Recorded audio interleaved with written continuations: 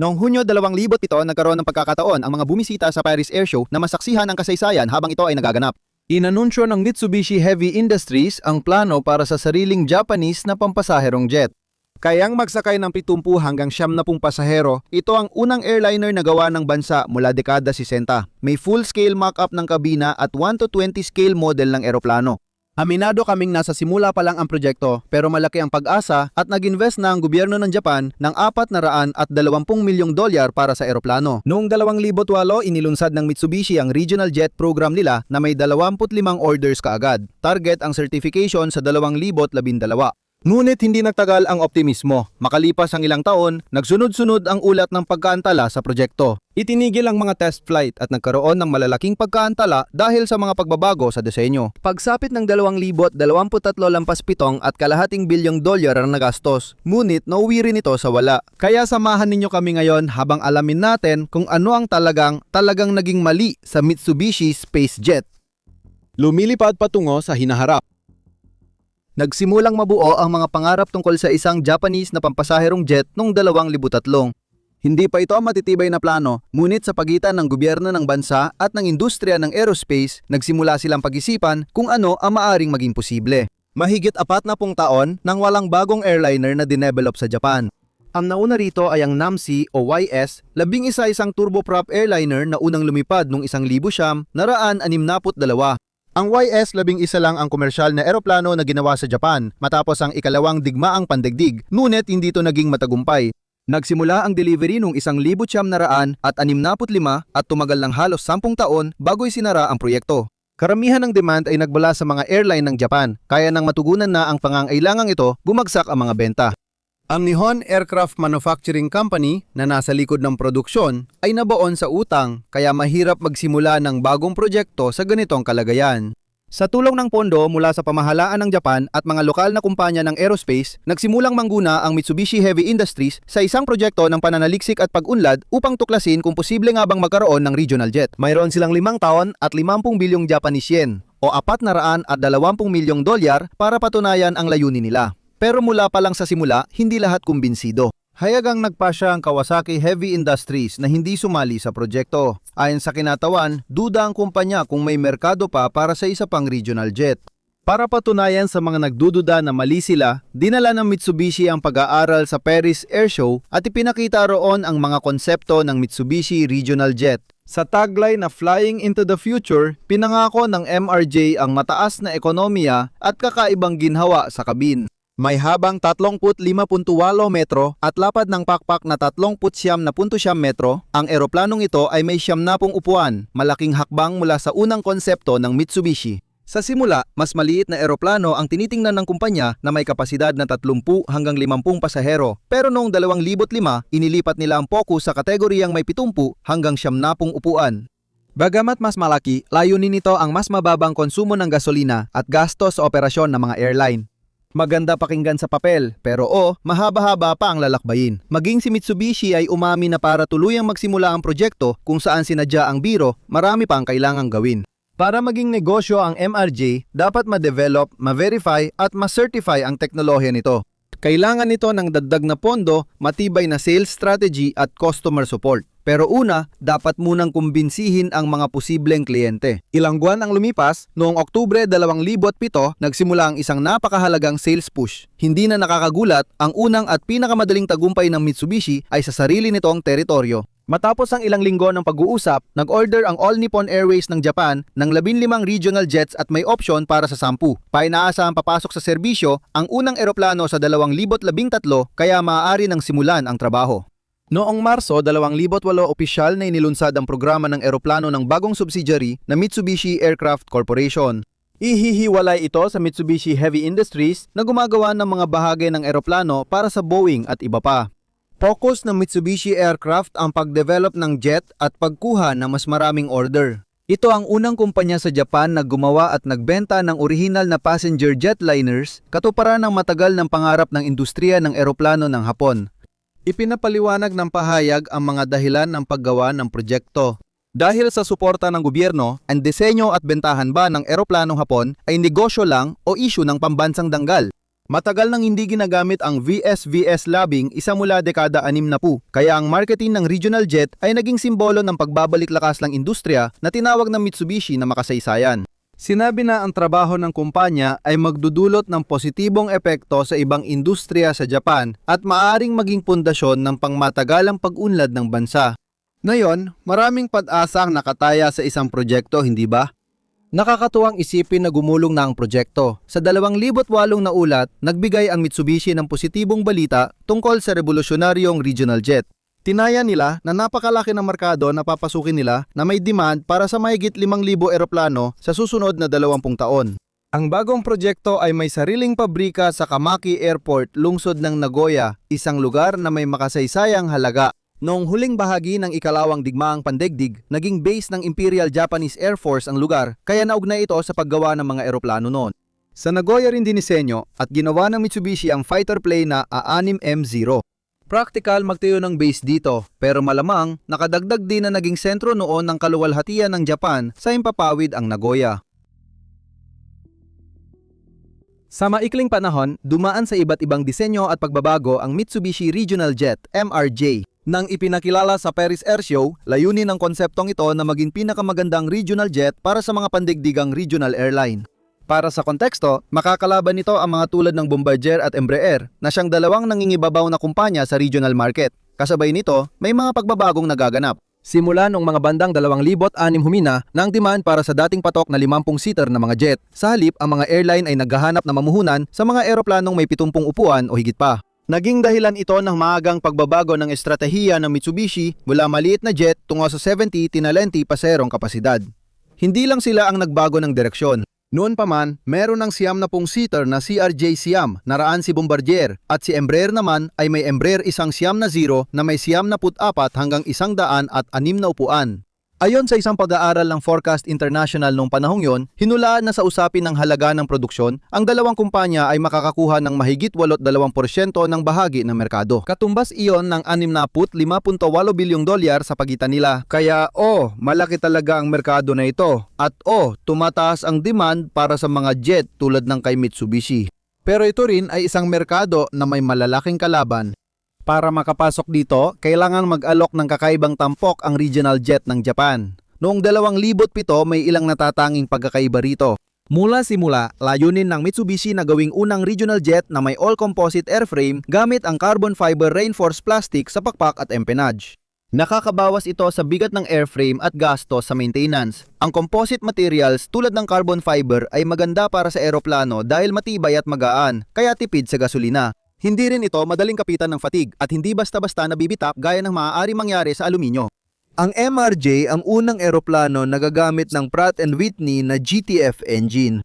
Matapos ang ilang taong pagdevelop, opisyal na inilunsad ang makina noong 2008 kasabay halos ng MRJ at nakilala bilang Pure Power PW 1000G family. Ang teknolohiyang gear turbofan ng makina ay nangakong magiging pinakatahimik at pinakaepektibo sa klase nito na kayang magpalipad ng mga pasahero ng mas malayo gamit ang mas kaunting gasolina. Kaya paano nga ba ito gumagana? Ang jet engine ay may malaking fan na pinaikot ng combustion system na siyang pangunahing nagbibigay ng puwersa sa makina. Habang dumadaan ang hangin sa core ng makina, pinipiga ito para maging nasusunog na gas na nagpapagana sa turbine at nagpapalakas sa fan. Sa makinang ito, magkasama sa isang baras ang fan at turbine, kaya sabay silang umiikot sa parehong bilis. Sa Pratt & Whitney gear turbofan, may gearbox sa pagitan ng fan at core. Ibig sabihin, pwedeng gumana ang fan at turbine sa pinakamainam nilang bilis, hindi tulad ng karaniwang makina na magkadikit ang bilis nila. Ang turbine ay maaring maging mas maliit at mas mabilis, habang ang fan ay mas malaki at mas mabagal. Kaya mas magaan at mas epesyente ang makina. Ang mas malaking fan ay nagtutulak ng mas maraming hangin, lumilika ng mas malakas na tulak at gumagamit ng mas kaunting gasolina. At dahil mabagal ang galaw ng hangin, mas tahimik ang buong makina. Sa katunayan, sa unang pagmemerkado, tinantiyan ng Mitsubishi na ang MRJ ay maglalabas ng antas ng ingay na 10 decibels na mas mababa kaysa sa mga kakumpetensya nito. Iyan ang makina. Pero ngayon, pag-usapan naman natin ang mismong eroplano o dapat ko bang sabihin, ang mga eroplano dahil magkakaroon ng dalawang bersyon ng regional jet na ito. Ang mas maliit na MRJ-70 na may 70 hanggang 80 upuan at ang mas malaking MRJ-70 na may 86 hanggang 76 na upuan. Ang mas malaking bersyon ang magiging pangunahing modelo. May plano ring MRJ 100 na may 100 at 10 upuan na maaring ilabas sa hinaharap. Pero spoiler alert, hindi ito nangyari. Ang MRJ bilang regional jet ay dinisenyo para sa regional na biyahe. Sapat ang saklaw nito para makalipad mula Paris sa karamihan ng Europa o mula Chicago sa maraming paliparan sa Hilagang Amerika. Para sa mga pasahero, tampok ng MRJ ang pinakakomportableng kabina. Noong 2008, ipinakilala ang passenger-oriented na disenyo na may slim na upuan, maluwag na espasyo sa ulo at paa, malalaking overhead bin at barrier-free na palikuran para sa gumagamit ng wheelchair. Inialok ito sa airlines bilang pinakamatipid na eroplano gamit ang next generation Pratt & Whitney engine, composite na estruktura, advanced aerodynamics at human-centered cockpit. Pinili ng Mitsubishi ang Rockwell Collins para sa mga pangunahing flight control computer para sa fly-by-wire system at pilot control system ng eroplano. Ngunit hindi nagtagal ang mga planong ito. Hindi pa natutuyo ang tinta sa papel, nagsimula na agad ang pagbabago. Noong 2009, isang taon lang matapos ang opisyal na paglulunsad ng programa, inilabas ng Mitsubishi ang malalaking pagbabago sa disenyo ng MRJ. Ang mga pakpak nitong gawa sa carbon fiber composite ay pinalitan ng aluminyo matapos matuklasan na ang paggamit ng composite ay hindi naman talaga nagpapagaan sa bigat ng pakpak. Batay sa feedback ng mga executive ng airline, pinagsama ng Mitsubishi ang harap at likurang cargo hold para gawing mas malaking likurang kompartimento. Pinalawak ang kabina at fuselage kaya naging mas malapad, bilugan at mas mataas ang head clearance at overhead baggage space. Nadagdagan ang bigat ng estruktura na naging problema para sa regional jet. Ang mga pagbabagong ito ay nakaapekto sa schedule ng MRJ siyam na po. Noong Setyembre 2009, sinabi ng Mitsubishi na maantala ng 6 na buwan ang unang lipad mula huling 2011 sa kalagitnaan ng 2012. Inaasahang kasunod ang mas maliit na MRJ 70 matapos ng isang taon. Ang pagkantala ay nagresulta sa 6 na buwang pag-usog ng final design freeze ng MRJ siyam na po. Nang matapos ito sa kalagitnaan ng 2010, wala nang pwedeng baguhin sa disenyo. Noong Setyembre 15, 2010 inanunsyo ng Mitsubishi ang opisyal na pagsisimula ng produksyon ng kanilang regional jet. Ang mga pagkaantala. Noong 2011, tumaas ang benta ng jet at umabot sa 100 ng order, 50 kumpirmadong order at 50 option mula sa Trans-States Holding, isang airline holding company na nakabase sa US. Ipinagmamalaki ng Mitsubishi, gumaganda ang reputasyon ng MRJ habang umuusad ang development, pero hindi lahat ay maayos. Ayon kay Gregory Polo, napansin niyang may malubhang naging problema sa Japan sa pagitan ng pagsisimula ng assembly at Singapore Air Show noong 2012. Sa press conference ng Air Show, sinabi ng mga executive ng Mitsubishi Aircraft na muling nare-reschedule ang programa. Sa katunayan, ang kinakaharap nila ay isang malaking pagkaantala na tumatagal ng 18 buwan. Ibig sabihin, maaantala ang certification ng eroplano hanggang ikalawang kalahati ng 2015 dahil sa ilang hindi maayos na papeles.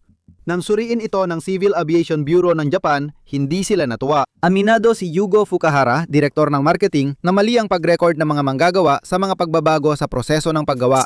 Ibig sabihin, hindi tumugma ang mga sumunod na proseso sa dokumento at kulang ang ebidensya ng pagsusuri at pagsusubok.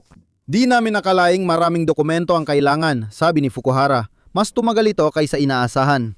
Naging dagok ito sa moral, pero hindi talaga naging maayos ang landas ng tunay na pag-ibig sa ere. Mabuti na lang, di napigilan ng mga aberya ang ibang mamimili. Sa pagtatapos ng 2012, nag-order ang Utah-based SkyWest ng 100 MRJ, siyam na po may option pang dagdag na 100, nakatagdang i-deliver ito sa 2017. Atrasado na ang eroplano sa orihinal na schedule. Kasabay nito, inanunsyo ng Pratt & Whitney ang pagkaantala nila. Naantala sa huling bahagi ng 2013 ang sertipikasyon ng PW1200 G-geared turbofan engine para sa regional jet. Ayon sa mga press release, nasa tamang landas at nasa schedule ang kumpanya para maihatid ang unang makina. Ngunit pagdating ng Agosto 2013, lalo pang naantala ito. Inanunsyo ng Mitsubishi Aircraft na muli nilang babaguhin ang inaasahang petsa ng pag-deliver ng kanilang unang MRJ siyam na po. Sa halip na maihatid ang regional jet sa 2015 ito ay magiging 2017 na. Aminado ang CEO na si Taroaki Kawai na hindi nila inasahan kung gaano katagal patunayan ang kaligtasan ng kanilang proseso at sinabi niyang bago ito sa kanila. Kumpiyansa siyang kaya nilang abutin ang bagong deadline. Hindi na kailangang sabihin, sobrang kumpiyansa nila dahil hindi nila ito nagawa. Pero sa isang paraan ng tagumpay, noong 2014 sa wakas ay nagkaroon na ng unang naipong eroplano ang Mitsubishi. Isang rollout ceremony na dinaluhan ng mga empleyado, executive at opisyal ng gobyerno ang nagmarka sa katuparan ng matagal ng pangarap. At noong Nobyembre 2015 lumipad ito. Isang ulat mula sa Triumphant News ang nagsulat na, at quote, ang pag-asa ng Japan na maging pandaigdigang manlalaro sa komersyal na abyasyon ay nabigyan ng lakas, end quote. Isang MRJ-70 na test aircraft ang nagkaroon ng unang paglipad, lumipad mula sa Nagoya sa Japan at nagtagal ng humigit kumulang 70 minuto sa himpapawid. Inilarawan ng piloto ang araw na yon bilang isang komportableng paglipad. Gayunpaman, kailangan pa ring isagawa ang mga pagsubok sa Japan at Estados Unidos. Kaya makalipas ng halos isang taon, nagsimula ang test flight sa Estados Unidos. Lumipet ang unang MRJ-70 mula Grand County International Airport, Washington, noong Oktubre 17, 2016. Kasunod nito, ibinahagi ng Mitsubishi ang plano nitong ilagay ang 4 sa 5 nitong test aircraft sa lugar. Ang tahimik na himpapawid sa paligid ng Grand County ang dahilan kung bakit ito ay magandang lokasyon para sa flight testing. Sa ngayon, naglaan na ang Mitsubishi ng 180 bilyong yen o 1.7 bilyong dolyar para sa proyekto, ngunit tumanggi silang sabihin kung ilang MRJ ang kailangang ibenta para mabawi ang puhunan. Parang maliit na tagumpay ang mga flight test nito, pero alam mo na ang susunod. Nagkaroon ng dagdag na pagkantala. Noong Enero 2017, sinabi ng Mitsubishi Aircraft na madidelay pa ng 2 taon ang schedule. Ang unang MRJ-70 nito na inaasahan sana nung kalagitnaan ng 2017 at pagkatapos ay kalagitnaan ng 2018 ay naurong pa sa kalagitnaan ng 2020. Mulay, nagkaroon ng mga issue sa pagtugon sa pinakabagong mga kinakailangan sa sertipikasyon. Ang bagong petsa ng pagtatapos ay naglagay dito ng 7 taon na pagkaantala mula sa orihinal na deadline na inanunsyo noong 2008. Sa conference call, sinabi ni Mitsubishi Yugo Fukuhara na sa pinakahuling review ng eroplano, napag-alaman ng mga autoridad na hindi sapat ang disenyo ng eroplano para sa matitinding kondisyon gaya ng pagtagas ng tubig o pagsabog sa avionics bay. Dahil dito, napilitan ang kumpanya na magsimula ng bagong, posibleng magastos na pagsusuri ng disenyo. Isa pang issue ay galing sa mga problema sa timbang na nabanggit kanina. Kahit matagal nang nag-commit ang mga customer sa US sa pag-order ng MRJ-70, hindi pa rin ito pasok sa mga limitasyon sa timbang ng US. Itinakda ito ng scope clause ng Piloto Union para sa 3 pangunahing network carrier ng Amerika. Halimbawa, ang mga piloto ng Delta Airlines ay pumayag lang sa maximum takeoff weight na 86,000 pounds at hanggang 76 na upuan kada eroplano. Ang maximum take-off weight ng MRJ-70 ay 87,303 pounds na may pagitan ng 88 at 72 na upuan. Ibig sabihin, hindi magkasundo ang SkyWest at Transstates Holdings sa eksaktong petsa ng delivery ng mga in-order nilang eroplano. Kung kunin nila yon, hindi nila magagamit sa airline na yon. Sa isang awkward na panayam para sa Mitsubishi, sinabi ni SkyWest CEO Russell Charles na lalong nagiging malabo ang kanilang order dahil sa mga pagkaantala at hindi pagkakasundo sa scope clause. Dagdag pa niya, hindi magiging seryosong kandidato ang SkyWest sa mga benta hanggat hindi maresolba ang mga issue sa timbang. Isang solusyon ay ang i-convert ang order ng kumpanya mula MRJ-70 papuntang MRJ-70. Kung matatandaan mo, iyon ang mas maliit na bersyon na may mas kaunting upuan at mas mababang take-off weight na 81,240 pounds na malayo sa limitasyon. Noong unang order ng SkyWest noong 2012, pinili nilang may flexibility na palitan ng modelo kung kailangan. Ang MRJ-70 ay atras ng 1 taon at nasa development pa rin kumpara sa 70. Sa pinakamaaga, handa ito sa 2019 pa. At para sa Mitsubishi Aircraft, ito ay hindi ganoong kalakas na katapat ng Bombardier CRJ-100. Kaya, balik sila sa simula. Samantala, lumalaki na ang problema sa pera. Sa loob ng 6 na buwan bago mag-Setyembre, 2018 na lugi ang 47.2 bilyong Japanese yen, dagdag pa sa 100 at 10 bilyong yen na deficit. Kaya hindi talaga yon ideal. Sa huling pagsubok, nagdagdag ang parent company nitong Mitsubishi Heavy Industries ng 220 bilyong yen o 1.74 bilyong dolyar sa proyekto. SpaceJet. Kaya dahil napakalaki ng nakataya, nagkaroon ng panibagong disenyo sa plano, ngunit mas matindi ito kaysa dati. Ipinakita ulit ito sa Paris Air Show. Bago ang show noong 2019, inanunsyo ng Mitsubishi Aircraft ang pagpapalit ng pangalan ng MRJs. Simula ngayon, papasok na sila sa panahon ng Mitsubishi SpaceJet, isang bagong pamilya ng eroplano para sa mga airline sa US. Ang MRJ-9 ay magiging SpaceJet M9 at sa halip na MRJ-70, magde-develop ang kumpanya ng SpaceJet M, isang variant na may 76 na upuan na sadyang ginawa para matugunan ang US scope clauses. Ang 100 ay mahigit 1 metro lang ang haba kaysa sa tinanggal na MRJ-70 pero 1.3 metro namang mas maikli kaysa sa MRJ-9. Kung saan ang 90 sobra at ang 70 kulang, ito ang naging Goldilocks ng mga regional na biyahe. Sa Paris Air Show, ipinakita ng Mitsubishi ang mock-up ng bagong SpaceJet M100 cabin na sinasabing magtatakda ng bagong pamantayan sa regional air travel. Tulad ng MRJ-9, ang 100 ay magkakaroon ng pinakamaluwag na economy seat at overhead bin na may pinakamalaking kapasidad. Sa halip na palitan lang ang pangalan ng MRJ-70, muling dinisenyo ito ng Mitsubishi para magdagdag ng espasyo sa first class, premium economy at economy classes. Sa madaling salita, nagbigay ito ng mas mataas na kalidad na karanasan para sa mga pasahero. Nang kanungin kung bakit SpaceJet ang pangalan, sagot ng Mitsubishi, espasyo para magmuni-muni, espasyo para huminga, espasyo kung saan ito mahalaga. Ayon kay Steve Harrow, vice-presidente ng kumpanya, ang pinagmulan nito ay ang mantra ng kumpanya na maghanap ng espasyo kung saan ito mahalaga. Para gumaan, ito ay gagamit na mas maliit na winglet, aluminium-lithium alloys at carbon fiber reinforced polymers sa mas maraming bahagi kaysa MRJ-9. Nabunga ang pagtutok sa US market. Tumirma ng kontrata ang Mesa Airlines at nag-order ng 50 tiyak na order at 50 option para sa 100. Siyempre, hindi agad-agad mangyayari ang ganitong mga pagbabago sa disenyo. Sa pagbabalik ng lahat sa paggawa, ang M9 SpaceJet ay tinatarget na makapasok sa serbisyo sa 2020. Mas huli pa, ang bagong M100 ay hindi pa makikita sa himpapawid hanggang 2023. Tulad ng dati, ang daloy ng pera para sa programa ay halos patak na lang. Ayon sa isang source, iniulat ng mga taong nasa loob ng pag-develop ng MRJ-9 at ngayon ng M100 ay umabot na sa gastos na $8.5 bilyong. Kailangan pa ng 3.5 bilyon para matapos ang sertipikasyon. Sa ngayon, may bagong CEO na masigasig daw mapatupad ng mas disiplinadong pamamahala sa pananalapi ng proyekto. Panahon ng pigilan ang ilan sa mga pagkalugi. Noong ika-18 ng Marso, 2020 isang test M9 na eroplano na may dalang bagong pangalan na SpaceJet ang lumipad sa kauna-unahang pagkakataon mula sa Nagoya. Ito ang una sa maraming gagawin sa Japan at Washington. Simula ito ng tinukoy ng Mitsubishi bilang sertipikasyon para sa final na configuration ng SpaceJet M9. Siguradong walang magiging problema. Tama ba? Pero syempre, 2020 nga kaya ayon. Oo, may mga bagay talagang pwedeng magkamali. Habang lumilipad ang test M9, dumating ang pandemya ng COVID-19, kaya isinara ng Mitsubishi ang operasyon nila sa US at ang engineering center nila sa Canada.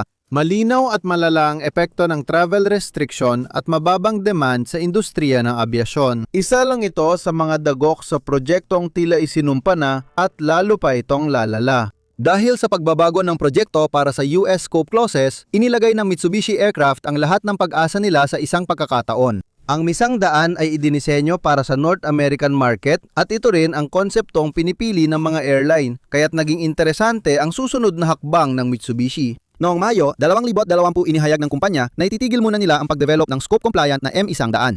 Ipinakita sa taunang ulat ang malaking pagkalugi ng SpaceJet program na nagbanta ring kainin ng kita ng ibang operasyon ng Mitsubishi. Sa nakaraang taong piskal, nagtala ang Mitsubishi Heavy Industries ng 29.3 bilyong yen, $270 milyong na operating loss. Malaki ito dahil sa 263 bilyong yen na pagkalugi ng Mitsubishi Aircraft na katumbas ng halos $204 bilyong. Inaasahan na ang pagpapatigil muna sa 100 ay makakatulong upang mapigilan ang patuloy na pagkalugi at sa halip ay ituon ang lahat ng kanilang pagsisikap sa pagkuha ng type certification para sa M9 na sa kasamaang palad ay hindi pa rin pasok sa scope clauses ng mga airline sa US. Hinati sa kalahati ang budget ng SpaceJet para sa susunod na taon. Ayon sa CEO ng Mitsubishi Heavy Industries, kailangan nating muling pag-isipan kung paano tayo magpapatuloy.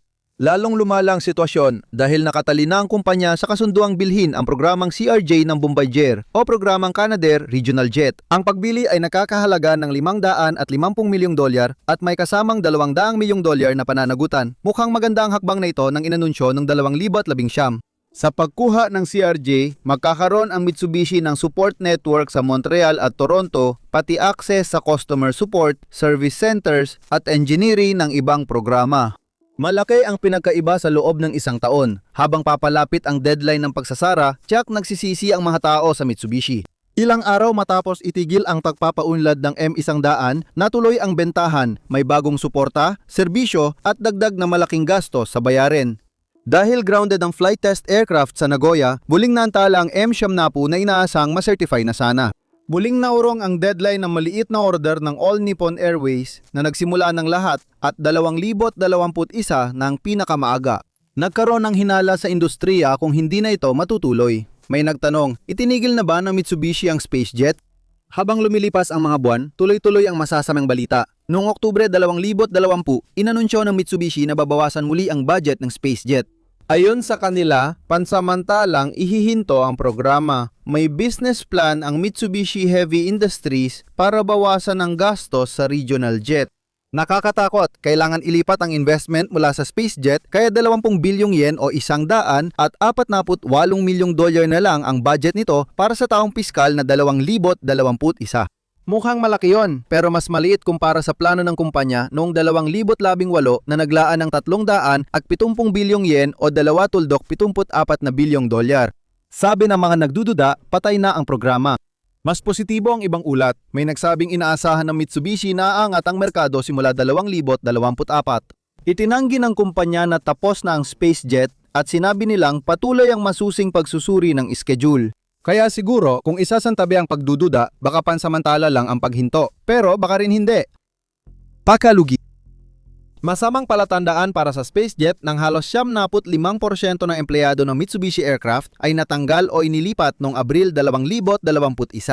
Mula sa dating malaking bilang, 150 na lang ang natirang manggagawa. Noong Oktubre, inabisuhan ng kumpanya ang US Federal Aviation Authority na 3 taon nang tigil ang programa. Hindi pa nila hahanapin ang mahalagang sertipikasyon ngayon. Sa email sa FAA, sinabi ng pinuno ng sertipikasyon ng Mitsubishi na si Akuya Mashikito na walang planong muling simulan ang programa ngayon. Ibinunyag niya na ang mga flight test vehicle ay inilipat na sa pangmatagalang imbakan sa bodega at kinumpirma na maraming empleyado ang umalis na upang magsimula ng bagong trabaho. Mas parang katapusan kaysa pansamantalang tigil, hindi ba? Pero may mga customer pa rin naghihintay ng order mula Mitsubishi Aircraft. Aminado, kung mamahaling restaurant ito, matagal nang nag-take out ng pizza ang mga airline boss. Pero ang paggawa ng eroplano ay talagang mas matagal. Gayunpaman, may mga paghihintay at may mga paghihintay. Dahil sa mga pagkantala at paghinto, naiwan na lang sa alapaap ang mga kontratang pinaghirapan. Ilang airline, kabilang ang Trans-States Holdings, ay nagdesisyong itigil ang operasyon dahil sa pagkalugi. Kinansela nila ang order para sa 50 SpaceJet M100 at 50 opsyon noong Oktubre 2019. 10 taon na, hindi pa rin makalipad sa US ang eroplanong in-order nila. Sunod na pumasok ang Aerolease Aviation. Enero 2021, inanunsyo ng Mitsubishi na tapos na ang kontrata nila sa Miami base na nagpapaupa ng eroplano. Noong 2016, pumirma ang Aerolease para sa 10 kumpirmadong order at 10 opsyon para sa dating MRJ-100. Sa pagkansela ng order, ang managing partner nitong si Jet Thornton ay nakakagulat na naging magalang. Sinabi niyang nakikita pa rin niya ang oportunidad sa merkado para sa regional jet at umaasa siyang mababalikan nila ito sa hinaharap. Habang patapos na ang lahat, oras na lang ang hinihintay bago sundan ng iba. Ang mga order para sa mga customer tulad ng SkyWest at Mesa ay nananatili pa rin sa talaan, ngunit wala namang agarang posibilidad na makatanggap talaga sila ng anuman. Noong Abril 2022, iniulat ng aerospace websites na isa sa 5 prototype ng SpaceJet M100 ay inilabas mula imbakan at tahimik na binakla sa US. Ang eroplanong ito na may rehistrasyon na JA-23MJ ay napinturahan na sa asul at puting kulay ng All Nippon Airways. Kaya hindi na rin nakakagulat na itinigil ng Mitsubishi noong Pebrero 2023. 20 taon mula nang mapangarap at 10 taon mula nang dapat na itong pumasok sa serbisyo, natapos na ang proyekto, ngunit halos walang resulta. Sa isang pahayag, sinabi ng kumpanya na, quote, nabigong makumpirma ang sapat na kakayahang pangnegosyo, end quote. Ang tuloy-tuloy na pagkaantala, technical na issue at pagtaas ng gastos ay nagdulot ng malalang epekto. Sa 15 taon ng pagdevelop, $7.6 bilyong ang nagastos ng kumpanya sa proyekto. Hindi lang sila ang nakaranas ng mga balakid. Hindi rin dumago ang merkado ng regional jet gaya ng inaasahan ng mga unang nag-forecast. Ang Embraer E1 danat 75E2 kakumpetensya ng M100 ay may parehong scope clause issue sa US, kaya inilarawan ng isang reporter na tila wala ng pag-asa. Dahil sa malaking puhunan sa konseptong di angkop sa US Airlines, malaki ang naging pagkakamali ng Mitsubishi.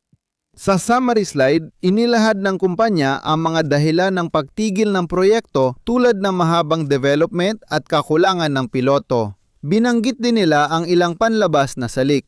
Mga global na kasosyo na may istriktong condition at scope clause, kasama rin ang matitigas na unyon. Sumunod na buwan, kumalat sa social media ang mga larawan ng pangalawang M-Siyam Napu prototype na binabaklas sa Grand County International Airport. Winawasak na ang pangarap ng Japan na magkaroon ng sariling passenger jet. Doon na halos nagtatapos ang kwento tungkol sa Mitsubishi Space Jet. Pero maaring hindi pa dito nagtatapos ang pangarap na muling magtagumpay sa aerospace. Noong 2024 isang taon matapos ang Space Jet program, inanunsyo ng Ministry of Economy, Trade and Industry ng Japan ang pagpupundo sa bagong proyekto. 4 na trilyong yen o 26 tuldok, 5 bilyon ang ilalaan sa planong paggawa ng bagong henerasyong pampasaherong eroplano. Matapos ng 2035, gagamit ang sustainable na eroplano ng hydrogen. Tugma ito sa layunin ng Japan na maging carbon neutral pagdating ng 2050. Hindi lang gobyerno ng Japan ang interesado rito. Plano ng Airbus na maglunsad ng hydrogen eroplano, target may labas ang Zero-E aircraft pagsapit ng 2040 sat. Kaya naman parang muling isinasabak ng Japan ang sarili nito sa karera.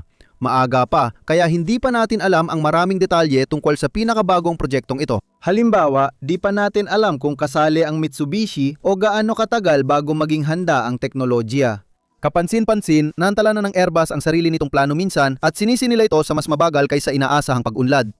Kaya ba nitong magtagumpay kung saan pumalya ang SpaceJet at YSL-11? Ipapaalam namin agad ang mga susunod na balita. Maraming salamat sa panonood.